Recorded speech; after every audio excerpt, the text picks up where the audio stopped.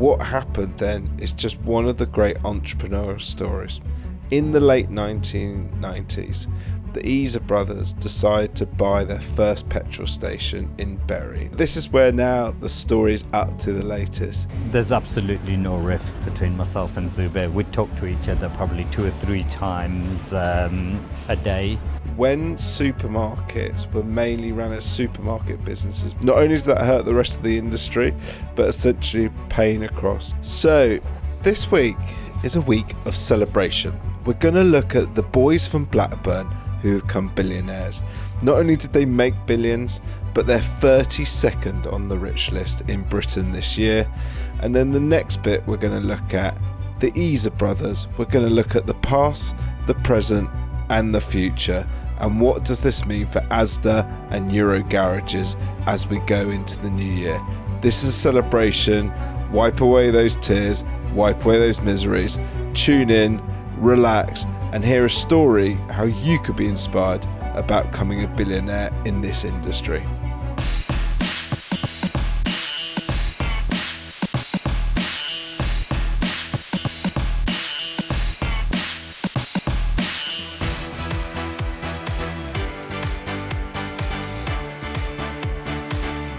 I find that too much at the moment in Britain is about how we're missing economic targets, how growth is not there, how people are leaving the country.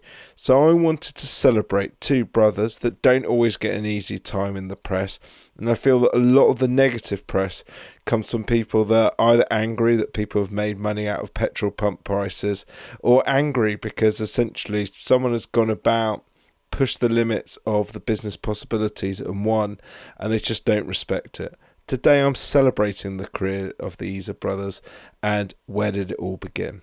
And before we go into where it all began, I also just wanted to thank from the Sunday Times, because I find it one of the most enjoyable bits of the year. And you can see the copy behind me is Robert Watts, who compiles the rich list. Now, for anyone who doesn't know, is listening to our 65 countries, every May, the Sunday Times produces a list of the top 350 people or so, that the wealthiest people in Britain. Now, some people will have criticism for those people. I, on the other hand, celebrate their success and what they're doing. There's some wonderful pages in the rich list going into the details of the philanthropy they do, the jobs they've created, and the tax they've paid in Britain. Just think about this fact for a second before we talk about the Issa brothers. Collectively, the top 1% in Britain pay for 28% of the taxes that the Treasury spends. So that means over a quarter of the money that the Treasury spends the government comes from the top 1%. Now, people might be critical that it's not more wealth creation or wealth spreading, but also you've got to say that without these people in this country, then essentially the UK has challenges ahead. And what also came out in this year's edition, but we really hope to get Robert Watts on the podcast to talk about specifically the rankings of the energy people, is that we have seen a drop in the total net wealth has dropped by over 3%, and that's down to billionaires leaving the UK, coming resident elsewhere, and a huge trigger has been the current government.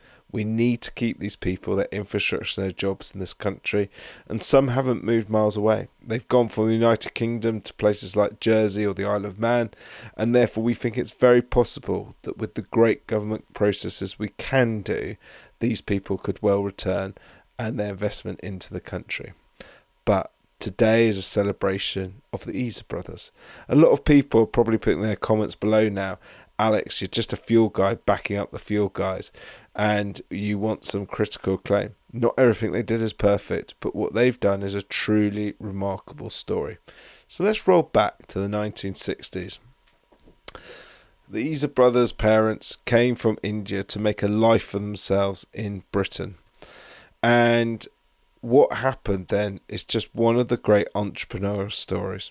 In the late 1990s, the Issa brothers decide to buy their first petrol station in Bury. And you'll see the picture now. It's now beautifully done up and part of the Euro Garages group. And for our international listeners, Bury is on the outskirts of Manchester, and the Issa brothers grew up in Blackburn. It's a real working class place, Blackburn. terrace houses, not a huge amount of wealth. Obviously there's highlights with Blackburn in 95 when they won the Premier League under local guy Jack Walker funding the likes of Alan Shearer, but genuinely like Blackburn is a place that's considered of a lower economic wealth in Britain and is certainly a working class of good people, but essentially it's not a glamorous place at all. Now Bury also likewise very working class and is a classic sort of commuter town into Manchester, and is very, very close to Manchester and just on the outskirts, and is considered part of Greater Manchester. Now what I just want to echo on at this point is these two guys have spent £150,000, all of their life savings, on this petrol station. And there's probably everyone thinking, whoa, petrol stations make loads of money. The reality, I would say, in the United Kingdom is until you've got a group of about 4 to 6 sites, with some of those sites having really good volumes and really good shops, the reality is that to make profit from a petrol station is very hard. There's a number of different factors in that. One, you're selling something that's very low margin in terms of fuel, so you only need a few things like drive-offs and stuff to hit your day's trading. The next bit is to running the shops, and when you're on small multiples, looking after that product and, sale return items. Again, several items that people mainly come for, like cigarettes and stuff, have very, very, very low margins. And then also there will be big challenges to give discounts on things like meal deals and so on. And the reality is you'll see lots of single site operators either sell up, close down, or the site come a block of flats. So it's very rare that you see a single site operator do particularly well. I would say once you've got to about 4 or 6 and you're on some sort of franchise agreement or something with one of the big players, that's when actually it gets interesting and you start making an all right living, but it's a tough living. A lot of these businesses are 24 hours. You do get difficulties with security, whether it's people attempting to take cash or cigarettes or shoplifting. You do get the challenges of health and safety, and it's crazy some of the things I've seen in my time. That's a whole separate episode that we can do. And what I like about the Issa brothers is, although I don't know them well, I have met them at a number of conferences. They are genuinely hardworking retailers. They know that old saying we talk about in petrol stations, retail is detail, and these guys understood it perfectly well, in my opinion. So then what happens is, at some point along the journey, they team up with a group called TDR Capital, and they create what's now known as the Euro Garages brand. Now, Euro Garages, where I think they were brilliant, was they really brought to concept the idea that actually a petrol station could be the home for your Starbucks coffee. Now, I know people in cities are like, yeah, well, Starbucks are everywhere, but the reality is before Euro Garages did this rollout of Starbucks across the UK, there was some hit and miss coffee sites across the UK. Now, I'm not a total fan into Starbucks, and I know my PA works for an independent coffee shop as well, will be screaming at me going, how can you do it? But I tell you what they did bring. They brought these very clean, nicely executed, pleasant places as a driver to spend 20 minutes to half an hour popping up around the country with the Euro Garages brand. What they also did with TDR Capital, one of the things I really hate in the sort of narrative about Euro Garages is no one knows who TDR Capital call. I would call absolute BS on this. They've got one of the most helpful websites in the world, tells you all the roles and all the people, and they are very, very good at raising capital to help businesses and entrepreneurs grow. You've got Euro Garages that end up in a situation where they're in 9 countries around the world, with a lot of that in the US as well as the UK. They've got nearly 6,000 sites and nearly 44,000 people. They have a turnover of around 28.3 billion. The only thing I would say is that figure has a huge amount of fuel in it, and fuel's very, very low margin, so don't confuse that sort of massive area. But that should be celebrated. The two brothers have 44,000. Now, anyone who's got a sibling relationship, I love my brother and my sister very well, knows that working day in, day out has challenges. But essentially, what was to come was their biggest day of glory was also going to present some of their biggest challenges. So as we entered the 2020s, Walmart, the big US grocery store, owned ASDA at the time, and they had really been challenged with this change in supermarkets in Britain. There was many sort of new brands coming over from Germany, like sort of Aldi and Lidl, taking on, and Walmart for some time had realised that they wanted to stick to the US, they wanted to sell this UK ASDA business, and they wanted to move on. People were then shocked in the 2020s when essentially it was the Issa brothers, the boys from Blackburn, that came in. But their partner behind them was TDR Capital.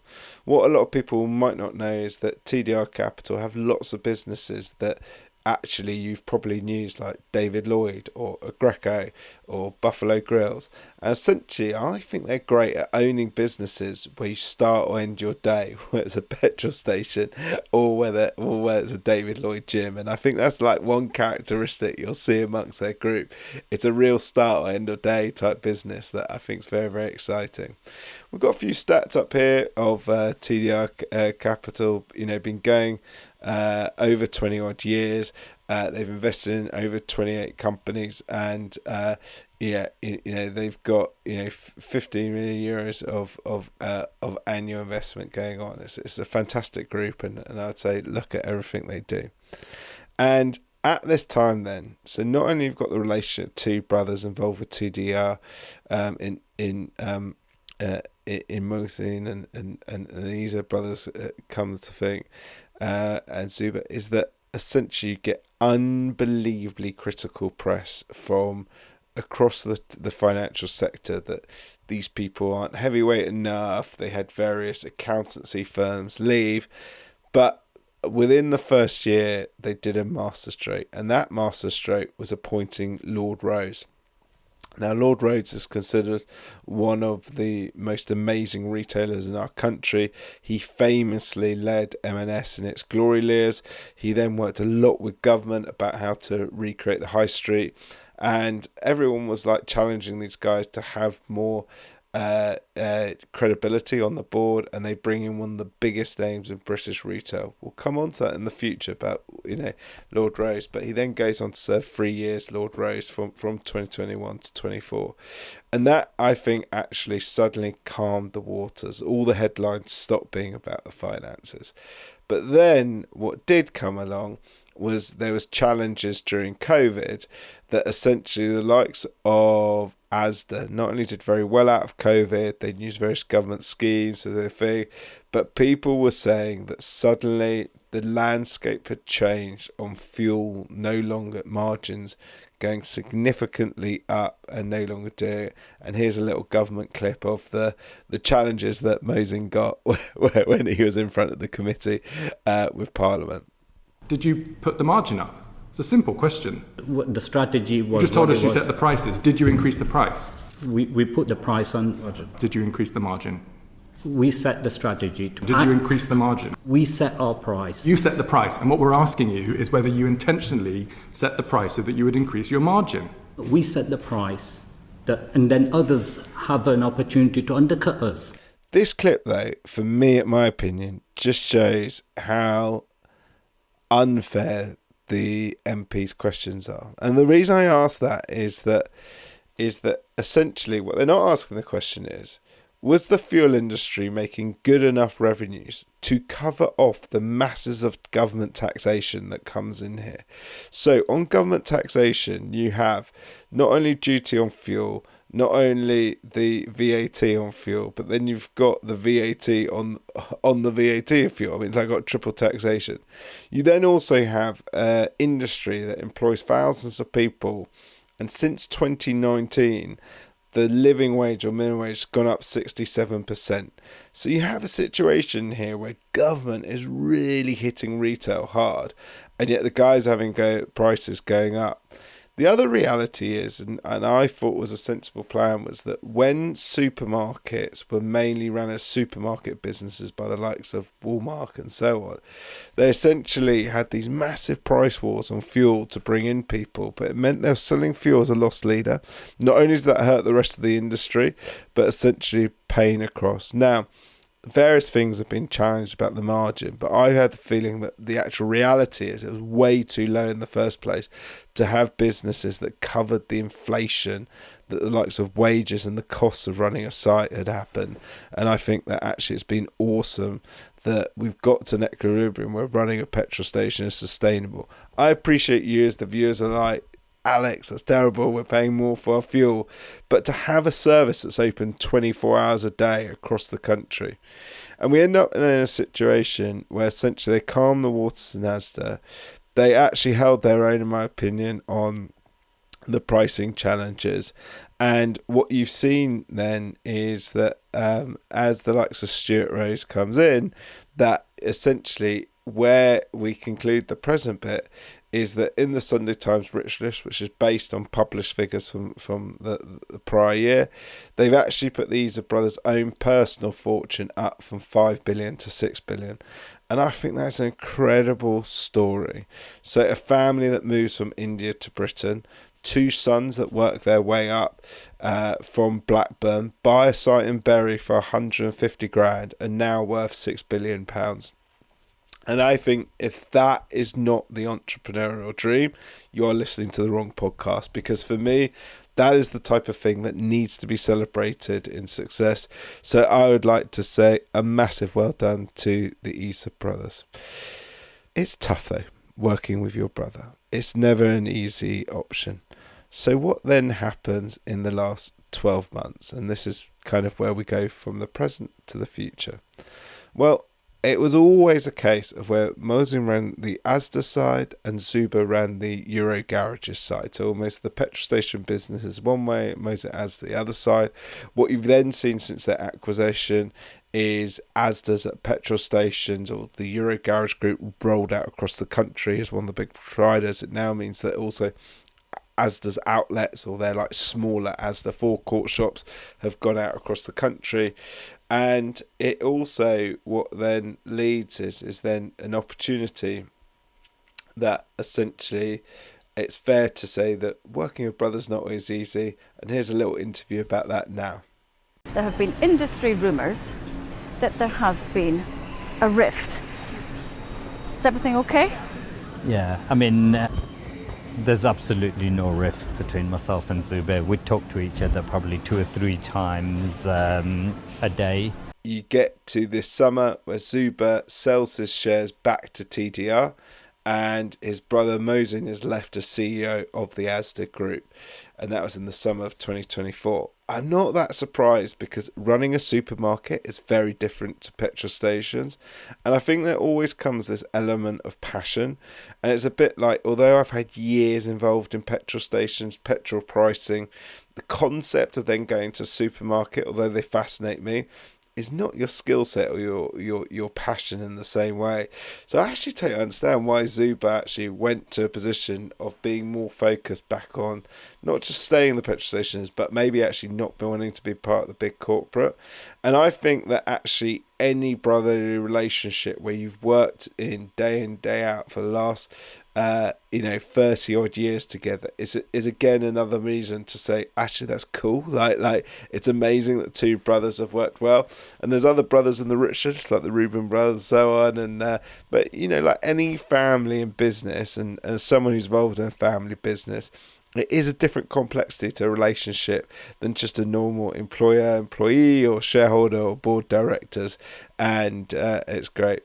So what then has happened as well? Well, Stuart Rose has decided to step down after 3 years, but I think ultimately did his job amazingly well. So I think there's criticism that ASDA maybe didn't gain back enough market share from these brands of Aldi and Lidl that came in to sort of really rip up the space, and very aggressive pricing from the likes of Tesco's and the overall supermarket side. But essentially what I think he did do, Stuart, is he calmed it. You don't hear so much anymore, as I say, 3 years on of people worried about the financial acumen or what's happening in the sector with Euro Garages as the buyout of that 6.8 billion acquisition that happened when it was done. So what then has happened is, with Stuart Rose stepping down, the news was announced at the end of last year that Alan Layton, who had been a previous leader in the ASDA business, was returning to his roots at ASDA to bring back continuity. But I also like that. If you actually look at TDR Capital, they're a group that invests a long time in companies they own. And then in addition to that, you see that ASDA's actually making sure its alumni is also part of its future. Now, there's no doubt it's a tough environment in Britain at the moment. And I know that 475 jobs were taken out of head offices, but that was probably driven, if I'm being honest, by a mixture of living wages going up, revenues dropping down because the economy's dropping post-COVID, and then you've got areas such as the fierce competition from Lidl and Aldi, who are known, on the grad scheme, they'll pay you a great wage, but you have to do 2 to 3 other jobs, and we're looking at it. So it's a fascinating situation to be in, but essentially it's a situation where they're keeping continuity, in my opinion, and the brother that didn't really want to be part of the supermarket group has gone. But what has Zuber gone on to? Well, this is why it's perfect timing. A couple of things. Not only is the rich list out and we can celebrate these guys being in there, but this is where now the story's up to the latest. Zuber has got his Vavavoom back, and not just petrol stations, but it was announced in the last few weeks that he has made a massive acquisition of Duckman's, the lubricants brand that at various different times was part of BP, then separated from BP, and he's gone into lubricants, which is like an industry that sits perfectly alongside petrol stations. The other thing that's being discussed at the moment is that then Castrol as well is the next target of Zuber. So I think we haven't heard even the final chapter yet of the Issa brothers, because we still have Mosin at ASDA and we have Zuber buying up lubricant brands. I have a feeling that when we come back to the rich list next year, the Blackburn billionaires have come back in strength and they have bought themselves a massive lubricants estate, and we'll see the fortunes of ASDA. As I say, I hope you've enjoyed this story about the Issa brothers, and I hope that it gives you the passion that if you are currently living in a terrace house, that actually you could only be within a few tens of decades away from billionaires. If you take that entrepreneur's thing, you work with someone like a TDR Capital, you raise capital, you're really passionate about retail, you grow from one site in the late 90s to 6,000 sites 25 years later. That is hardcore work. And what I don't ever want to take away from these guys, it's a tough industry, employing 5,000 people, a 24-hour business, many people doing early mornings and late nights. This has to be celebrated. If you enjoyed the Wolf Power Club, you want to hear more about the rich list and those people in the energy sector, and you want to say to Royal Watts, come on the podcast, we say, guys, tune in for more. We've had a great Partners Day, and we should have some fantastic partnerships to announce in the forthcoming months. And if anyone's interested, please contact the website, and we'll be back with directions about how you can commercially get involved. I hope you've enjoyed listening. Thank you for your indulgence, ladies and gentlemen.